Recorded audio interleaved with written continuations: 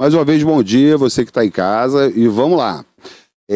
Já falamos aqui sobre casamento, união estável, divórcio e dissolução de união estável, e como fica a partilha de bens.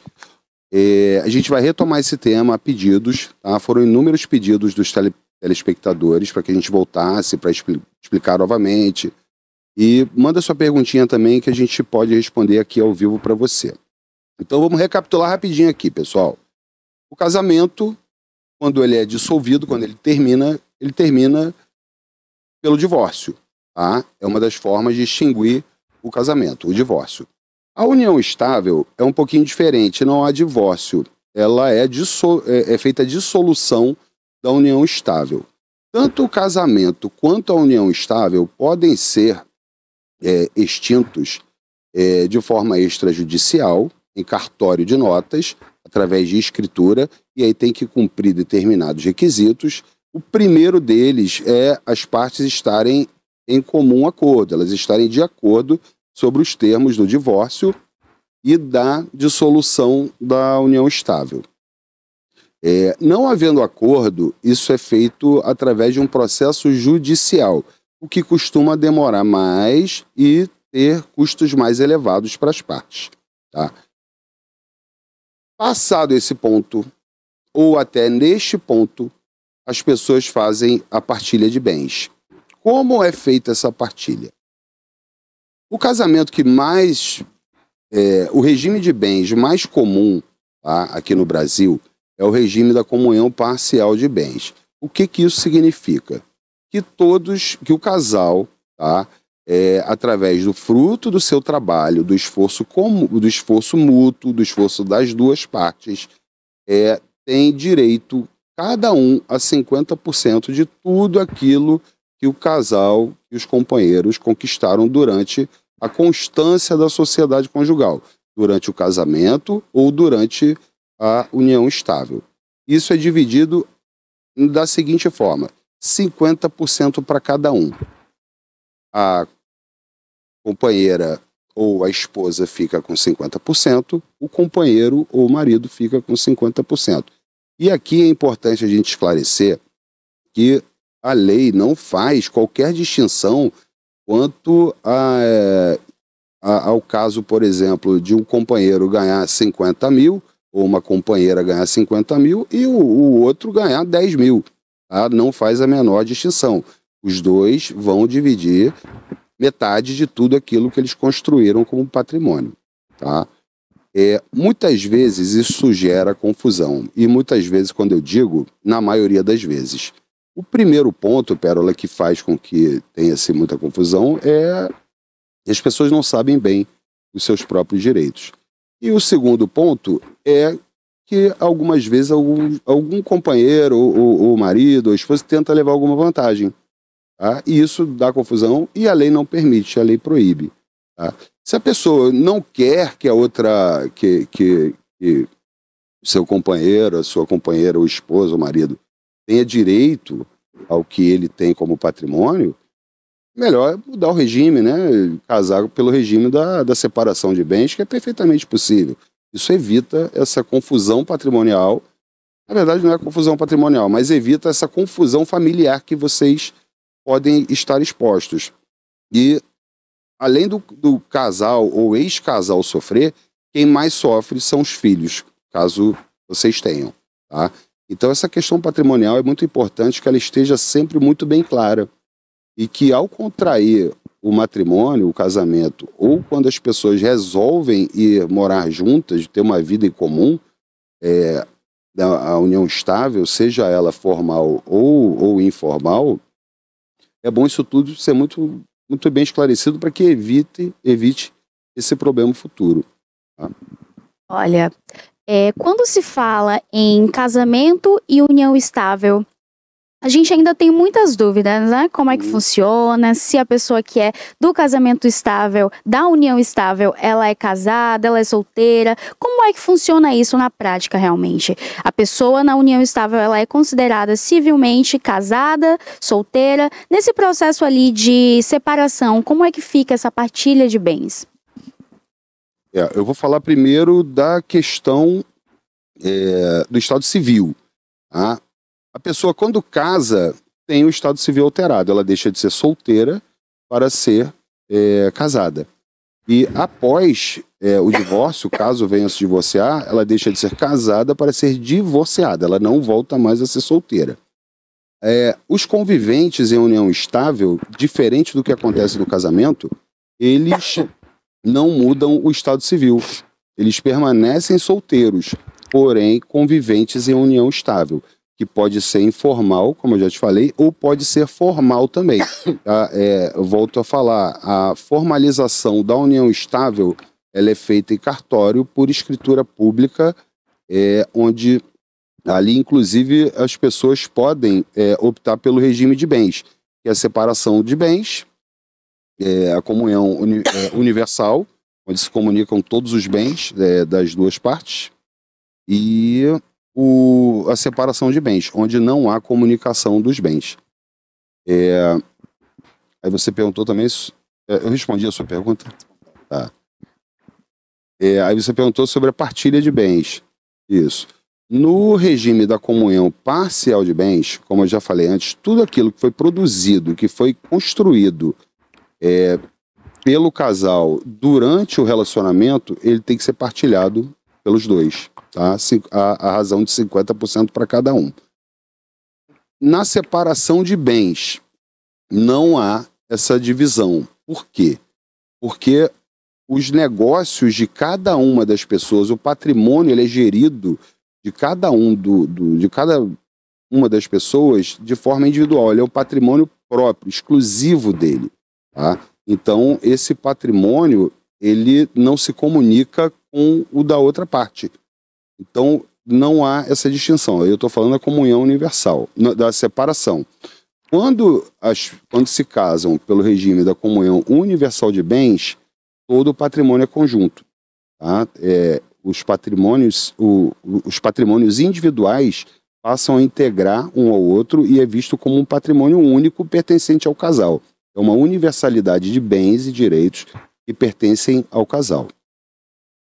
Quando do divórcio ou da dissolução da união estável, que tenha sido a vida com a comunhão universal de bens, é partilhado 50% para cada um.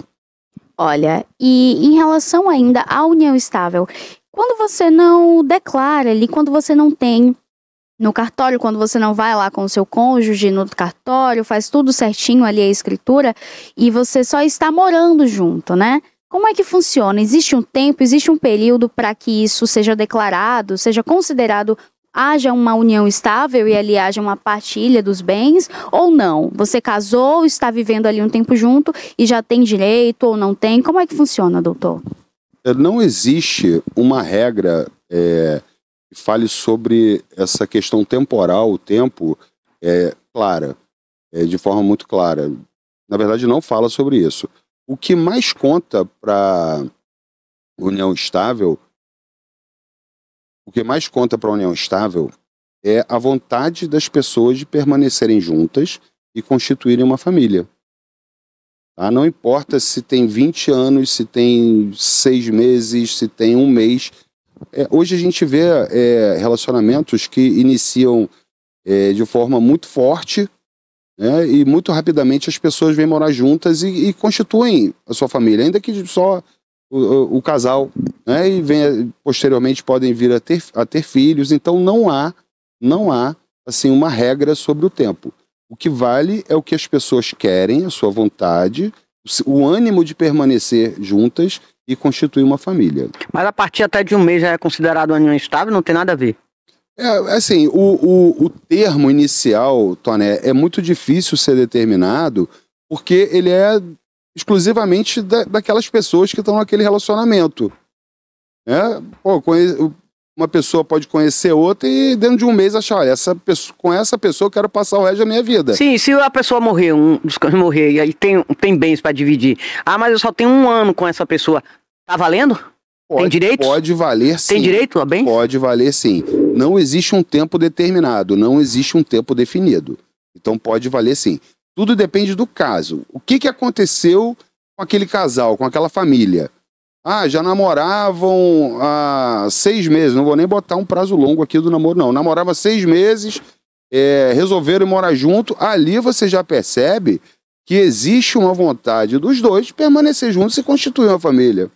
Então é muito mais importante essa questão, essa vontade de cada um do que o tempo.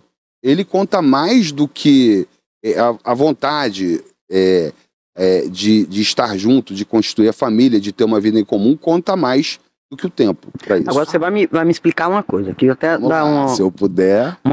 Um comentário de pessoas conhecidas. Não sei se estão assistindo, mas vale. Casados há mais de 30, 40 anos, sei lá.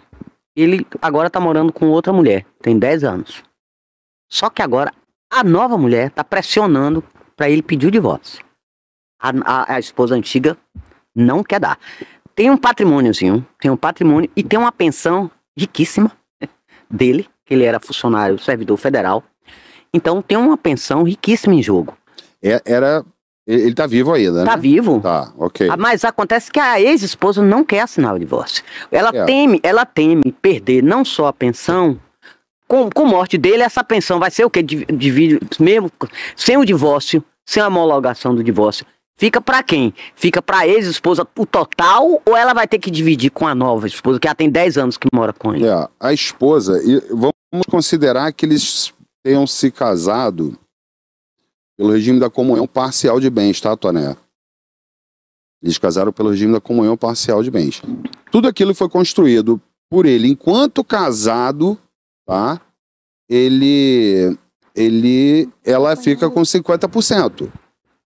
Como ele não convive mais com ela hoje, embora não esteja divorciado, mas legalmente, eles já estão separados, eles não têm mais uma vida em comum, eles já têm uma vida em comum com outra pessoa, ela deixa de ter alguns direitos, como por exemplo o da pensão, tá? Obviamente, pelo fato dele estar casado ainda, vinculado juridicamente à ex-esposa, a nova companheira, que ela é companheira hoje, ela não é esposa, não, ela é companheira, ela vai ter que brigar por esse direito na justiça. E ela tem direitos, tem? Tem, a companheira dele a nova? Ela que é a companheira dele. Mas aí, peraí, mas cessa o direito da outra, da ex? Mas ela só tem direito patrimonial até a data que eles permaneceram juntos. Depois que o relacionamento foi dissolvido, ela deixa de ter direitos. Mesmo que não tenha sido homologado, Abra? O que eu falei aqui 5 minutos atrás? O que vale é o que está no coração das pessoas. A vontade de permanecer juntos, em constituir uma vida juntos e de permanecer nessa vida. Ele não quis mais permanecer, eles decidiram por não permanecer. Então ela deixa de ter certos direitos. Dali para frente, do dia que ele ou ela, ou algum deles saiu de casa, para frente, ele deixa de ter determinados direitos, sim. Foi ele que abandonou a casa, abandonou lá. Não existe mais isso, a questão de abandono de lar. As pessoas não são obrigadas a viver... Porque essa esposa agora, essa companheira dele agora era amante. Olha bem, olha a história. Muito louca.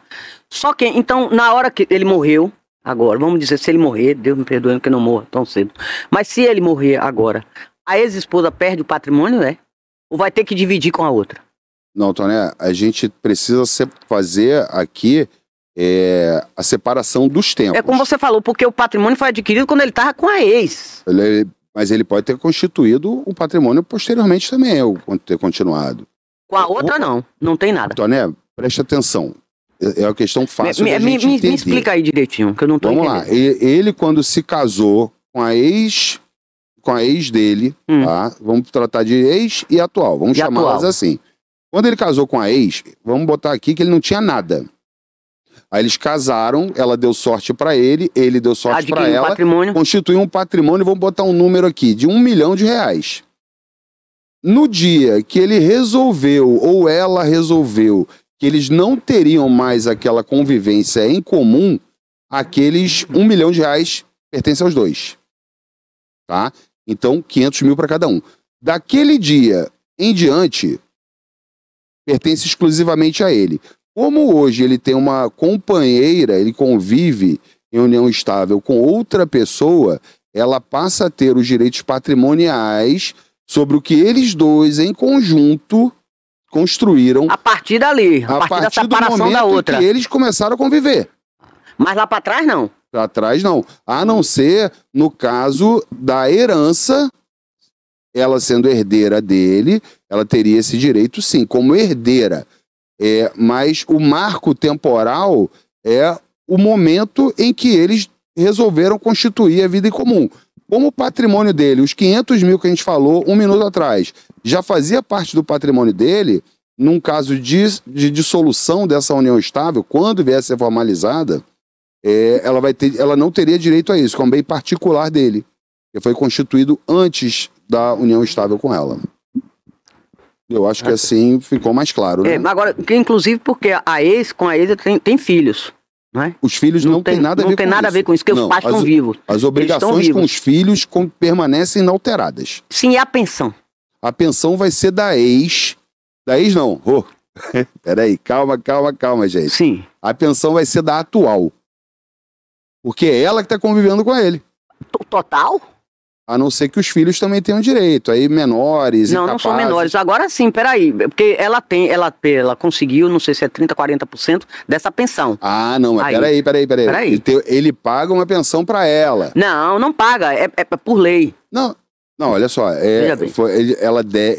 Eles devem ter algum acordo onde ele paga uma pensão para ela. Não, ela brigou na justiça e conseguiu. Beleza, então então ela tem direito só aí. Por morte dele, então... Isso aí acaba. O direito dela, a obrigação de... Mas vai para outra? Ela vai receber 100% da pensão que ela tiver direito. E a ex não vai receber nada se não for dar uma homologada de divórcio? Não tô entendendo. A obrigação da pensão é dele, não é da ex. Não é da atual. Sim. A obrigação é dele. Se ele morrer, a obrigação deixa de existir. E quem recebe essa pensão vai ficar recebendo? Atual. Ela vai ter... Só que como 100%? Ele não é divorciado... 100%. Aí complicou, viu? Mas por que complicou? Não, complicou pra ex, porque não vai receber nada, vai perder a pensão. Mas, né, a obrigação é dele, de pagar a pensão. A obrigação é dele, se ele morrer... Não é pagar, porque foi questão de lei. Ela conseguiu, ela brigou na justiça e conseguiu. Judicialmente, mas a obrigação é da pessoa. O salário era dele, claro. Então, é dele, não pode transferir isso para a companheira atual dele. Não pode? Não, acho que não. Tá? Fica com a ex, será? Isso é... Não, a ex não vai ficar Ninguém com pensão, vai ficar, não. Então? Vai, é atual. Só que pelo estado civil dele, ele ser casado ainda, ela vai ter que provavelmente brigar na justiça. Mas vai ganhar. Porque o momento que aconteceu a separação, que eles deixaram de ter a vontade de ter uma vida em comum, foi quando ele resolveu sair de casa. Ali acabou o casamento. O divórcio... não vou dar. Não existe isso de não dar divórcio. É um direito individual de cada um. Sim, mas a lei continua beneficiando ela. Espera aí, viu, Abra? Continua beneficiando ela, que ela continua recebendo a pensão. Tirado do salário dele. Então, Toné, isso aí foi um acordo. Um direito conquistado. Porque provavelmente ela não trabalhava. Aí eu não sei esses detalhes. Não, eu sei que... Com certeza. Um casamento o casamento foi feito lá atrás. E aí a lei era um pouquinho diferente. A lei vem evoluindo no tempo. Viveram mais de 40 anos juntos. Para corrigir essas distorções, tá? A vida moderna, ela é muito diferente. A vida de hoje, pessoal, é muito diferente da vida de 50, 60 anos atrás. Então, o direito, as leis, a jurisprudência, tudo isso teve que se atualizar, se modernizar e se adaptar para a vida de hoje. Uma lei de 1900, eu acho que a lei foi alterada em 76, não me lembro exatamente. Uma lei de 1976, quando a sociedade era um homem casado com a mulher. Hoje a gente tem o poliamor. 3 pessoas que convivem juntas, 4 pessoas. Então a lei daquela época ela não se adequa 100% à nossa sociedade de hoje. Então tanto a lei mudou, quanto o entendimento dos juízes, dos tribunais, mudou, o direito se atualizou, o direito se adaptou a essas mudanças. E é um papel do direito se adaptar a isso mesmo, para dar uma resposta adequada para a sociedade. Tá?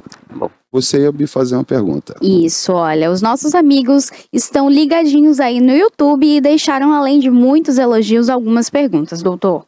A Carol, ela disse o seguinte: bom dia, para caracterizar a união estável, precisa morar juntos? Carol, bom dia, muito obrigado pela sua participação e pela sua pergunta. Uma pergunta interessantíssima, tá? Morar junto é importante, tá?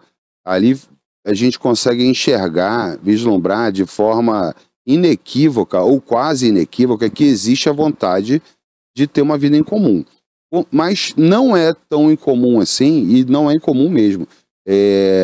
Tanto casais, pessoas casadas, quanto conviventes em união estável, cada um morar na sua casa. Tá? Então, é uma forma importante de se caracterizar, mas por si só não caracteriza e não define a existência de uma união estável. Olha, doutor, continuando ainda, né, com esse quesito de morar junto, união estável, partilha de bens, eu tenho uma dúvida também. Digamos que eu caso, estou casada com alguém, vivo ali um período, a gente não tem nada reconhecido, né, judicialmente que temos um casamento, mas a gente vive juntos. Certo. A partir de um determinado momento, eu me caso ali, união estável com a pessoa. Esse período que foi vivido juntos, antes da união estável, ele se perde ou ele também entra nesse processo de conta na separação de bens? Isso vai ser avaliado no caso concreto, através da análise do seu caso específico. Pode contar e pode não contar, vai depender. Se vocês tinham um ânimo, mesmo antes de casar, de constituir uma família, construir uma vida em comum, construir patrimônio em comum. Se o que vocês fizeram, o que vocês construíram de patrimônio em comum antes do casamento tivesse sido uma coisa que vocês... peraí, deixa eu reestruturar a resposta para ficar fácil de você entender. No momento que vocês resolveram morar juntos, tá? Se entenderam como não mais namorados, e sim como um casal de verdade. E a partir dali, através do esforço de vocês e da vontade de vocês em constituir uma família, em construir um patrimônio em comum, em ter uma vida em comum, e vocês ostentam essa condição para a sociedade, porque é importante também, tá? Você demonstrar o que vocês têm, a relação de vocês para o mundo exterior. Tá? E você demonstra isso, para mim já fica caracterizado sim que a união estável, existe uma união estável, então você tem a proteção, proteção não, a lei te confere o direito à meação dos bens. Mas se antes do casamento, vocês ainda que vivendo juntos, cada um fazia suas coisas, aí depende do ajuste. Mas se não tinha essa intenção e essa manifestação, essa demonstração toda da vontade de ter a vida em comum e de construir o patrimônio e construir a família, o marco temporal vai ser a partir do casamento. Certo. Tudo vai variar de acordo com cada caso. Não existe uma resposta que sirva para tudo. Olha, continuando com as nossas perguntas aqui, a Carol Vasconcelos, ela disse o seguinte: como reconhecer uma união estável depois da morte do companheiro? Vejo que é muito comum o INSS negar as pensões por morte dos companheiros. E aí, como é que funciona essa parte, né? O companheiro acabou indo a óbito, faleceu. Como é que a mulher, a esposa, ela vai conseguir aí essa pensão? Ela vai ter direito como? Como é que se inicia esse trâmite? Carol, excelente pergunta. Excelente pergunta. As pessoas conviveram em união estável, seja lá pelo tempo que tenha ocorrido. Algum dos companheiros veio a óbito. O reconhecimento dessa união estável, ele pode ser dado pós-morte também através de duas formas.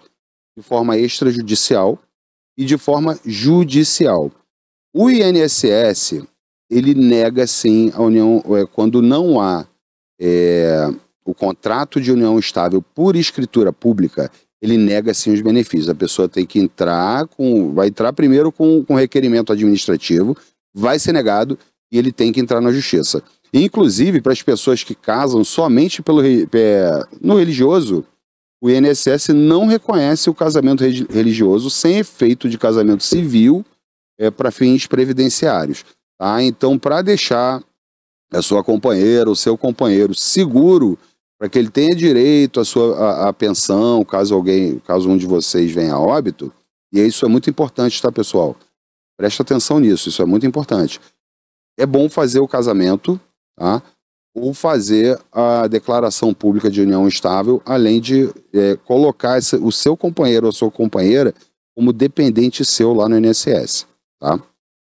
Continuando ainda, né, nesse viés de pensão, a Jade Santos perguntou: doutor, quando o companheiro é obrigado a pagar a pensão para a companheira, como conseguir essa pensão?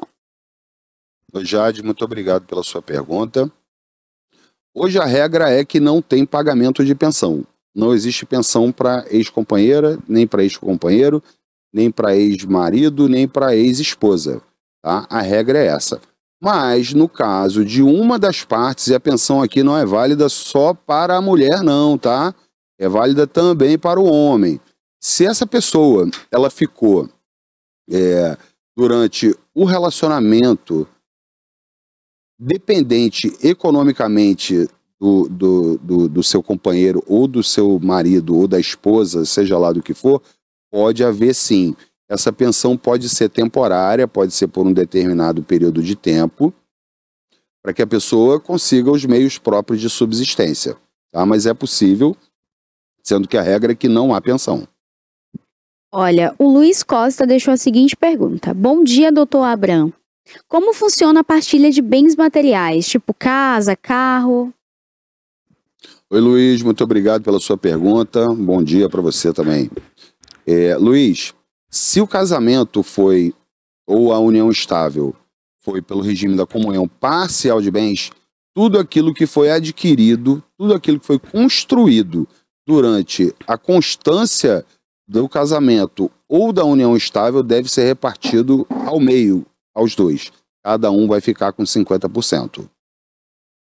Olha, e ainda em relação ao caso que a Coné estava contextualizando aqui conosco, né, deixaram alguns comentários, acharam super interessante a colocação, né, de tentar entender se a atual fica ou se a amante, que hoje é atual, enfim, o que vai acontecer ali na morte do companheiro. E colocaram alguns comentários aqui também tentando entender. A Sara Santos deixou a seguinte pergunta: se acaso o marido tiver um filho menor do antigo relacionamento e eles estiverem pagando no atual relacionamento um imóvel financiado que está em nome do marido, se após a morte dele, quando eles casarem, né? Após a morte dele, quem vai ter direito a esse bem? Se vai ser o filho do antigo relacionamento e até mesmo a mãe da criança, ou se ela vai ter direito a isso? Vai ser total? Vai ser parcial? Como é que vai funcionar nesse caso? Bom, aí a gente vai falar um pouco também sobre o direito de herança. Sara, bom dia, muito obrigado pela sua pergunta e por nos acompanhar aqui. Vamos lá. Tem um apartamento. Na sua hipótese aí, o companheiro morreu, né? O homem morreu. Existe um seguro obrigatório que quita a parte dele do financiamento, tá? Então a parte dele deixa de haver obrigação de pagar. E esse patrimônio dele, vamos admitir que 50%, vamos admitir, tá? Porque provavelmente é essa a hipótese, os filhos dele, que são os herdeiros dele, têm direito à parte deles. E a atual esposa também tem direito à parte dela, porque além de meera, nesse caso, se o bem foi adquirido durante a constância desse relacionamento atual, ela só é meera. Ela só tem a meiação, ou seja, ela fica com 50%. Se ele... os outros 50%... Mas veja bem, mas foi financiado, é um financiamento, então foi antes, não é isso? Não é um financiamento? Não sei, a gente precisaria financiamento, saber. Mas eles financiaram hoje uma esposa com seu cônjuge. Atual. Isso. Tá. Eles estão financiando um apartamento. A atual. Isso. Tá. E ela tem esse receio de que ele tem um filho em um antigo relacionamento. Ele vindo a falecer, esse filho tem direito. Não, tem, o herdeiro tem direito, sim. E a mãe da criança tem direito? Não, a mãe da criança não. A mãe da criança não, porque a mãe não entra mais aí. Não, só o filho. Aí só entra, o filho entra. Só o filho, exatamente. Olha, e continuando ainda com essa questão de filhos, assim que a gente entrou aqui ao vivo, eu noticiei, né, um trágico caso na segunda-feira. E ele mesmo deixou claro durante seu depoimento de que ele fez uma reunião ali com a sua ex-esposa, sua cunhada. Eles tinham uma empresa, né? E ela estava na administração. Ela quem estava gerindo a empresa deles de automóveis. Nesse caso, com a morte dele, com a morte dela, se eles mesmo que não tiverem ali filhos, como é que fica essa partilha de bens? Porque eles eram casados e foi isso que trouxe, né, essa revolta, até mesmo para ele fazer o que ele fez. Como é que fica? Fica com a família dela? Ele tem direito? Como é que vai ficar aí, doutor? Essa parte da divisão após a morte, o homicídio, né? Que ainda mais não foi só uma morte. Ele foi quem efetuou os disparos, enfim. Como é que fica essa partilha de bens nesse caso? Então, sendo somente eles dois os sócios, ele está preso, né? Isso, está preso. Então, ele não pode fazer a gestão da empresa. Ela faleceu, né? Então, a empresa pode ser gerida pelos sucessores dela. Se ela não tiver filhos, imediatamente os pais dela podem assumir, porque eles são herdeiros dela também. Tá? E no contrato social dessa empresa, dessa pessoa jurídica, deve constar isso. Tá? Que em caso de falecimento, impedimento ou incapacidade de sócio, a sociedade não será liquidada e os negócios continuarão através dos herdeiros e sucessores. Ou seja, ele não tem mais direito à herança, continua agora para os pais dela, que são os sucessores, ou ele ainda saindo da cadeia, saindo da prisão, ele vai ter direito a esses bens? Ele tem direito ao patrimônio dele, a herança não. Porque nesse tipo de crime, um dos efeitos da condenação criminal, da condenação penal, é a declaração de indignidade. E nos casos de indignidade, a pessoa perde o direito de herdar. Mas ele é sócio. Então ele continua tendo ainda esses direitos, como sócio. Mas é uma sociedade que vai ter que ser liquidada, né? Uma parte vai ter que comprar a outra, é uma sociedade que não vai andar, né? Mas ele tem direito sim, é um direito de patrimônio dele. Olha, e continuando ainda fazendo, né, menção ao caso que Toné falou, tem uma pergunta aqui. E se ele, o rapaz, o esposo, começou a construir esse patrimônio com a amante antes de se separar da antiga esposa? Quem vai ficar com esse valor? Esse patrimônio que foi constituído ali com a amante, até mesmo nesse período onde ele estava ali, começando a se separar, com a morte dele, o falecimento dele, quem é que fica com esse valor, com esse patrimônio? Olha, eu vou dar uma resposta genérica para isso, tá? Ainda que constituído o patrimônio com a amante, ele era casado com outra pessoa. Então toda a amante pode ter direito somente ao que ela comprovar que contribuiu, né? Mas o direito não é só dela, não? A outra parte ainda entra? Nessa partilha aí? Não, mas no caso a hipótese que ela trouxe... Divorciado legalmente ou não? Não, olha só, ela falou que a amante estava constituindo o patrimônio antes dele se divorciar. Antes. Aí é outra história, aí a gente tem que analisar, é uma pergunta um pouquinho mais difícil, a gente tem que analisar caso a caso. Mas se uma outra pessoa comprou um imóvel, por exemplo, com ele, durante o período que ele ainda estava casado, esse contrato também deve ter o nome dessa outra pessoa. E aí essa pessoa tem os direitos patrimoniais dela, tá? Não teria direitos com relação a ele ainda. Aí só analisando mesmo, só vendo para saber mais adequadamente que resposta tem que ser Abra, agora veja bem, se antes de oficializar da homologação do divórcio, tudo arrumadinho, tudo acertado sobre a partilha dos bens, aí o cônjuge morre, vale o que estava escrito lá? Mesmo sem ter assinado já o divórcio? Vale? Tudo que estava lá na partilha. Acertou tudo. Acertei hoje, o cara teve um ataque cardíaco e morreu amanhã. Sem assinar. Só para Vale dar que já estava trabalho, escrito. Né? Morreu assim só para dar trabalho. Nesse caso aí, Toné, como o divórcio e a partilha ainda não estavam determinados, né, nem por escritura pública e nem no processo judicial, vai ter que ser feito o inventário. Aí é inventário, não é caso porque não mais vai divórcio. diretamente para a viúva, então. Não tem nada a ver. Não, porque aí você sai do direito. Porque ela legalmente, desculpa aí, ainda continuava casada com ele. Só faltou a assinatura, mas já estavam tudo, eles decidiram numa boa que iam divorciar. Aí acontece isso. Então, porque até os direitos da viúva, primeiro que é uma outra causa de extinção do casamento, então não há necessidade mais de divórcio. O óbito de um dos cônjuges já enseja a extinção da relação da sociedade conjugal. Tá? Um morreu, acabou o casamento. Esse processo extingue logo. O processo também... Do divórcio. Aí tem que abrir um inventário. E aí nesse inventário, a parte que sobreviveu, ela tem mais direitos, inclusive, porque além de meeira, né, de ter direito a 50% dos bens construídos pelo esforço comum durante a relação conjugal, durante a sociedade conjugal, ela também é herdeira.